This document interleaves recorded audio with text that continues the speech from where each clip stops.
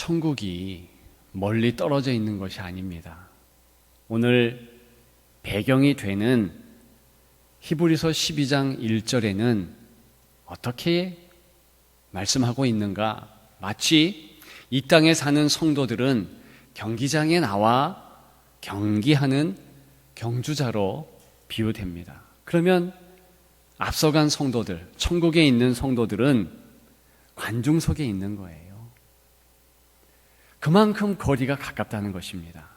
그만큼 생각하고 소망하면 그 천국에 응원하는 성도들, 가족들의 소리를 들을 수 있다는 것입니다. 얼마나 큰 힘이 되는 말씀입니까? 오늘 제목은 믿음의 주입니다. 믿음의 주. 2절에 나오죠.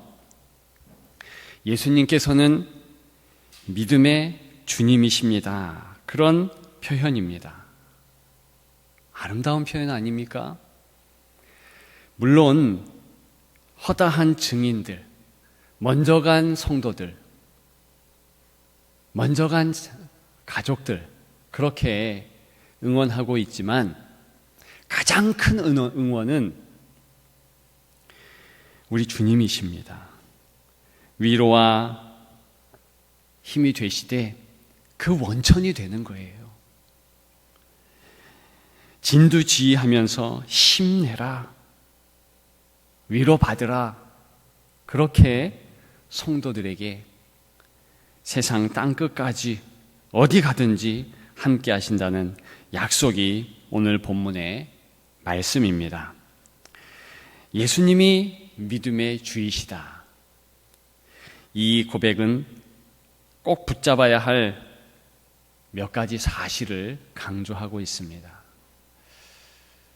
그 내용을 같이 나누고 싶습니다. 첫째는 책임지신다라는 것입니다. 책임지신다.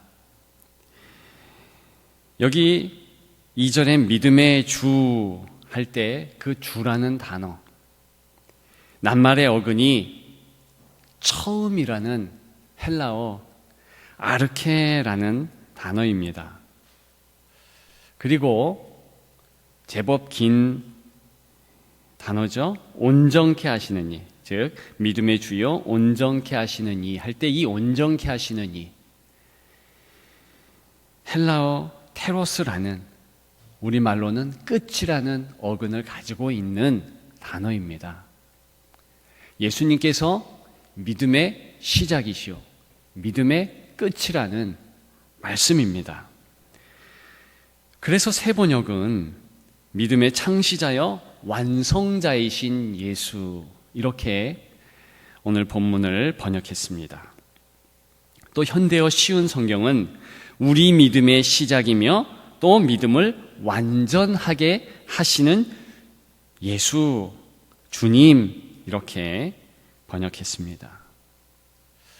오늘 제목이 된 믿음의 주는 따라서 예수님께서 믿음의 시작이 되신다라는 사실을 강조하는 것입니다. 예수님이 믿음의 시작이 된다. 그 말씀은 예수님께서 끝까지 책임져 주신다, 그런 뜻입니다. 시작을 하신 이도 주님이시요 마무리하시는 이도 주님이시라는 것입니다. 철저히 이러한 예수님을 붙잡는 것, 그것이 바로 믿음이죠. 저와 여러분들은 때때로 내가 열심 내고 내가 예수 믿고 그렇게 하는 것으로 생각합니다. 물론 어떤 의미에서는 그 말도 맞지만 정확한 말은 아니죠. 예수님께서 우리의 믿음의 모든 부분을 책임지신다는 거예요. 심지어는 내가 이 사실에 대해서도 그렇게 큰 확신을 가지지 않을 때조차도 그렇게 책임지십니다. 그 책임지시는 예수님의 모습을 뭐라고 성경은 이야기하고 있습니까? 십자가를 참으신 주다. 그 부끄러움을 개의치 않으신 분이다. 이렇게 말씀하고 있는 것입니다. 여러분들의 인생은 어떻습니까? 여러분들 스스로 생각할 때 내 인생 참 볼품없다, 그렇게 생각하십니까? 아니라는 거예요. 하나님은 우리를 붙잡아 주시고 이끌어 주심으로 이미 천국에서는 유명한 자다. 이미 예수님의 마음속에는 내가 너희를 붙잡고 있으니 너희는 정말 내게 있어서 유명한 자다, 그렇게 말씀하고 있는 줄 믿습니다. 얼마 전에 우리 교회 이름 때문에 혼자 고민했던 적이 있습니다. 남들한테는 얘기 안 하고 혼자서 고민했죠. 서울의 명성교회가 참 비난과 지탄을 받지 않았습니까? 야, 우리 교회 이름이 중부 명성교회인데 좀 바꿔야 되지 않을까? 바꾼다면 중부 명선교회로 하면 어떨까? 한자만 바꾸면 괜찮을 듯 싶었습니다. 착할 선자. 그래서 선한 영향력을 끼치는 교회, 뭐 그렇게 아무한테 얘기 안 하고 혼자 생각을 한번 해보았습니다. 근데 오늘 본문에 보면 그 이름 바꾸는 거 세상 사람들의 평판 신경 안 써도 된다는 것입니다. 하나님이 책임져 주시고 하나님이 책임져 주신다는 것을 기억하는 성도들이 있고 열심히 교회의 사명을 감당하며 나아가는 교회, 그 교회 훌륭한 교회 아니겠습니까? 누가 뭐라 해도 그런 교회가 귀한 교회다. 여러분, 그런 확신이 생겼습니다. 어떻습니까? 우리 교회가 다른 사람의 평판, 물론 그것도 중요하지요. 그러나 가장 중요하고 우리가 신경 써야 되는 것은 하나님의 명성, 하나님의 평판. 저는 우리 교회가 이미 천국에서 유명한 교회인 줄 믿습니다. 우리 성도들이 천국에서 유명하니까. 우리 주께서 십자가의 모진 고난을 다 당하시고 우리를 살려주신 그 큰 은혜가 각 성도들에게 있으니까 그런 성도들이 모인 교회, 귀한 줄 믿습니다. 계속해서 내 인생 그 예수님, 믿음의 주 되신 그분이 책임져 주신다 확신하고 나아가시는 여러분들 되시기를 주님의 이름으로 축복합니다. 두 번째, 믿음의 주, 이 고백에 강조하는 사실은 무엇입니까? 생각이 중요하다라는 것입니다. 생각이 중요하다. 오늘 본문 히브리서 12장 2절부터 11절까지 보게 되면 가장 중요한 단 하나의 명령이 있습니다. 그것은 바로 3장 하반절에 나오는 생각하라, 이 동사예요. 이 명령입니다. 원래 원문에는 3절 처음에 나옵니다. 생각하라, 이렇게 나오죠. 얼마나 중요한지 이 명령 동사, 이것은 본문의 주동사예요. 주동사, 중요한 동사라는 것입니다. 2절에 바라보자 라는 이 내용도 사실은 분사로서 이 생각하라 라는 명령에 붙은 겁니다. 그러니까 지엽적인 거예요. 가장 중요한 것은 생각하라는 거예요. 생각하라. 여러분, 하나님은 우리를 책임지십니다. 그런데 그 하나님의 섭리, 그 하나님의 인도하심은 다 맡기고 우리가 책임져야 할 것이 있다는 거예요. 그것은 우리의 생각이라는 것입니다. 말이 씨된다, 생각대로 된다, 정말 그렇습니다. 왜 그럴까요? 그것은 생각 자체가 믿음의 기초가 되기 때문에 그렇습니다. 따라서 오늘 본문은 생각하라, 굉장히 중요한 한 명령으로 모든 절들을 다 내용들을 지배하고 있는 것입니다. 그래서 그랬을까요? 예수님께서 제자들을 훈련하실 때 보게 되면 믿음의 저금을 생각하지 못하면서 살아가는 것, 그것과 연결했다는 것입니다. 마태복음 6장 30절 산상수훈을 가르치실 때에 믿음이 적다 말씀하시면서 뭘 지적하시는 것인가? 생각하지 아니한 제자들의 삶을 지적하는 것이죠. 오늘 있다가 내일 아궁이에 던져지는 들풀도 하나님이 이렇게 입히시거든 하물며 너희일까 보냐. 믿음이 적은 자들아. 생각 없이 살아오고 있는 제자들을 나무라는 것입니다.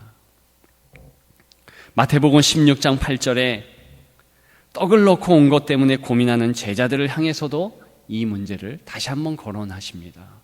5병이요 7병이요 다 기적을 일으킨 그 이후에 제자들이 예수님과 배를 타고 멀리 가고 있는데 떡을 놓고 온 거예요.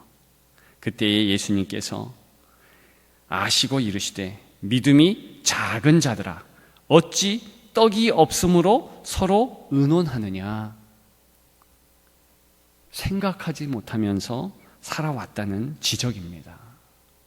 여러분, 오늘 본문 생각하다라는 이 단어는요, 특별한 의미를 포함하고 있습니다. 그럼 계산하라는 거예요. 계산하라는 거.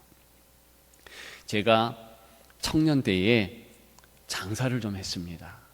하루 돈을 번 것 펴놓고 물건 뗀 것은 얼마인가, 그리고 내일 물건 살 것은 얼마인가, 이걸 꼼꼼하게 따집니다. 그것은 건들면 안 되는 거예요. 거의 원금이니까. 그리고 나머지 돈을 또 따집니다. 요 정도가 순이익인데, 이거 어머니의 생활비 보태라고 드릴 수 있겠다. 친구에게 빌려주거나, 동생에게 줄 수 있겠다. 이런 것을 꼼꼼히 따지는 거. 이것이 오늘 본문에 생각하라는 것입니다. 여러분, 왜 생각하라고 꼼꼼히 따지라고 말하고 있습니까? 3절에 보게 되면 너희가 피곤하여 낙심하지 않기 위하여. 피곤하고 낙심한 것은 왜 그런 것인가? 오늘 본문은 다른 거에 연유한 것이 아니라 생각하지 않았기 때문이다. 뭘 생각하지 않았기 때문입니까? 예수 그리스도. 믿음의 주를 생각하지 않았기 때문에 곁길로 갔다. 마음이 근심과 걱정, 염려로, 낙심으로 가득하게 되었다. 그런 의미예요. 어떤 연구 결과를 보니까 사람이 하루에 생각할 수 있는 것이 7만여 가지가 된답니다. 한날에 생각할 수 있는 것이. 누워서 7만여 가지로 온갖 것으로 머리가 무겁고 또 무거울 수 있다는 거예요.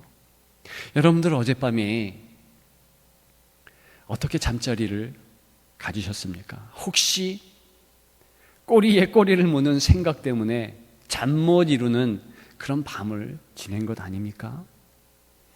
여러분, 이 땅의 것들은요, 그냥 놔두면 자동으로 정리되는 것들이 많습니다. 굳이 내가 저 사람이 나를 싫어하는데 어떡하지? 이 문제 어떡하지? 저 문제 어떡하지? 정리하고 또 궁색해 보았자 나만 피곤하고 나만 힘든 거예요. 오늘 본문은 정확하게 우리의 상황을 진단하면서 종용하고 있습니다. 세상의 것 냅둬라. 네가 생각의 우선순위가 있는데 그것은 예수 그리스도를 생각하는 것이다. 여러분, 오늘 읽지 않았지만 히브리서 12장 1절에는 모든 무거운 것과 얽매이기 쉬운 죄, 이런 표현이 있습니다. 뭘 나타낼까요? 말 그대로 우리가 생각하기 때문에 이 땅의 것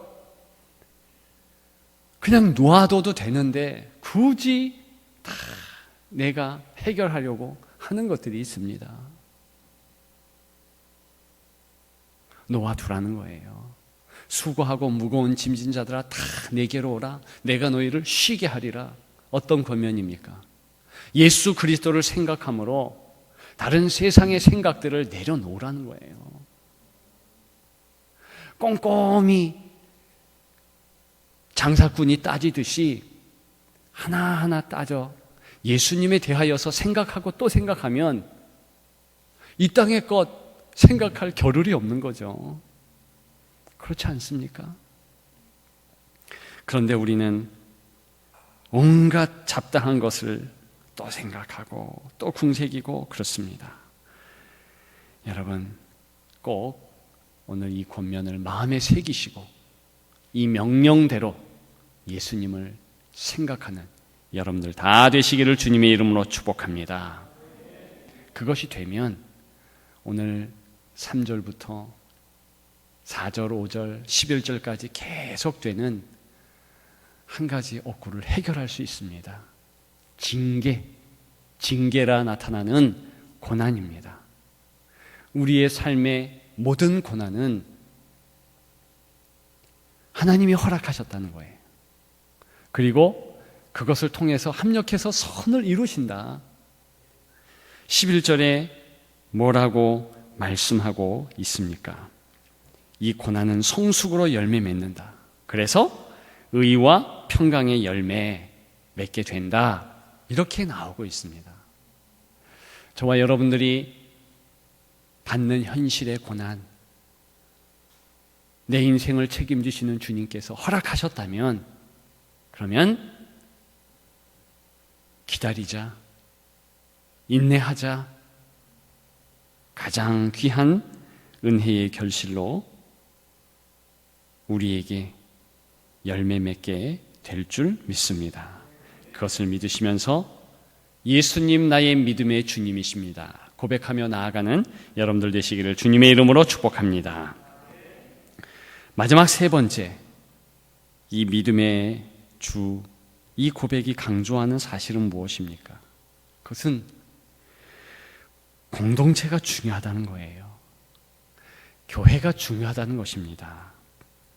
오늘 본문은 각자 성도에게 주께서 한 사람 한 사람 당부한 것이 사실입니다. 그런데 그 형태를 보게 되면 3절에 너희가 그랬어요. 이 너희라는 복수는 계속 연이어집니다.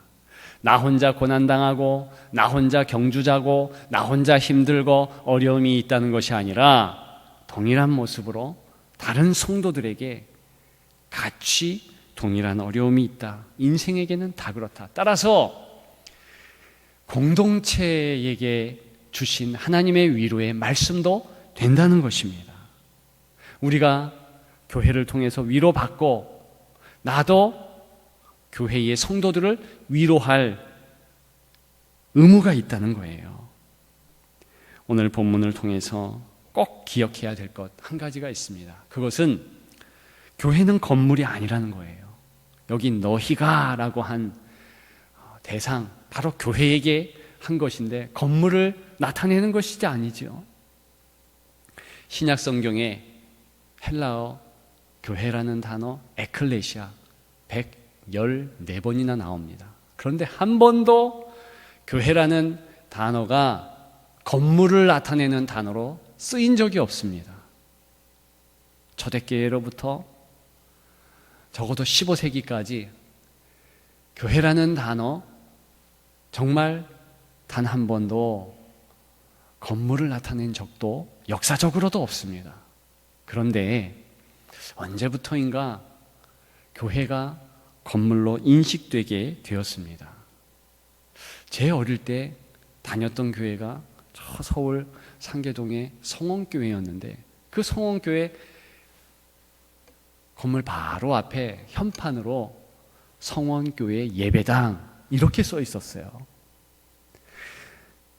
평양의 장대현 교회, 거기도 장대현 교회 예배당 이렇게 건물이라는 것을 특별히 강조했었습니다. 그때 언제부터인가 그게 없어졌어요.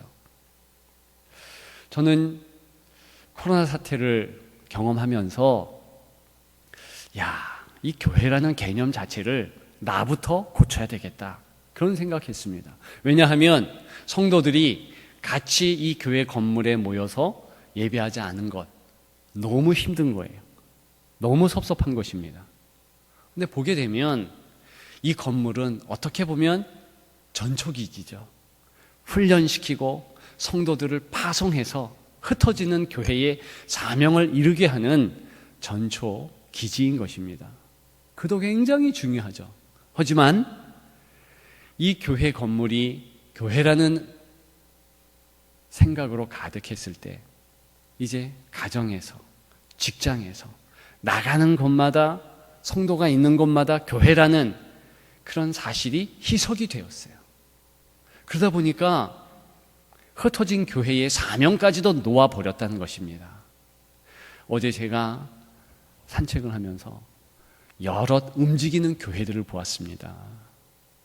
둘씩 짝져서 이렇게 움직이는 그런 교회들을 보았고, 어떤 부부 교회는 멀찍이서 저를 보고 손뼉 치면서, 저는 잘 몰랐는데 마스크를 쓰니까 잘 모르잖아요.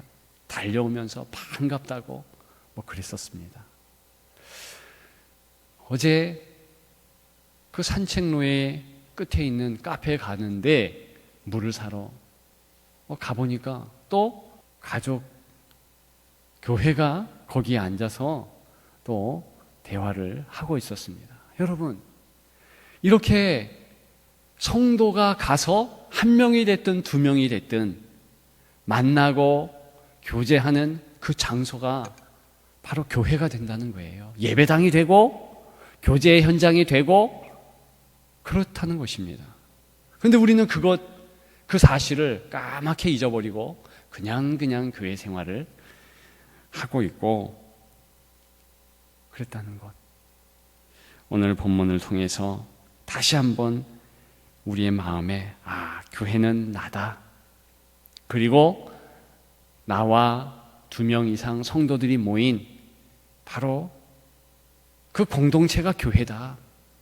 가정, 순, 이러한 모든 것이 다 교회다.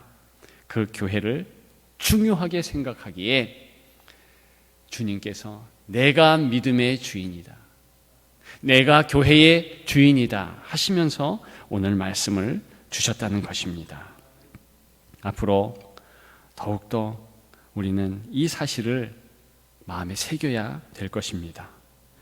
이 건물은 우리 모두가 선교적 삶을 살아갈 수 있도록 예배하고 훈련받고 나아가는 전초기지일 뿐이다. 우리의 삶에서 있는 곳에서 교회의 사명을 다 감당하자, 그런 마음을 갖기를 축복합니다. 여러분, 예수님이 믿음의 주인이십니다. 예수님이 우리를 책임지신다는 거예요. 그리고 내 사명은 생각을 책임지는 일에서 시작됩니다. 그리고 진정한 교회 공동체가 정말 중요하다. 이 사실들을 마음에 새기면서 험한 이 땅의 순례의 길 승리하는 여러분들 다 되시기를 주님의 이름으로 축복합니다.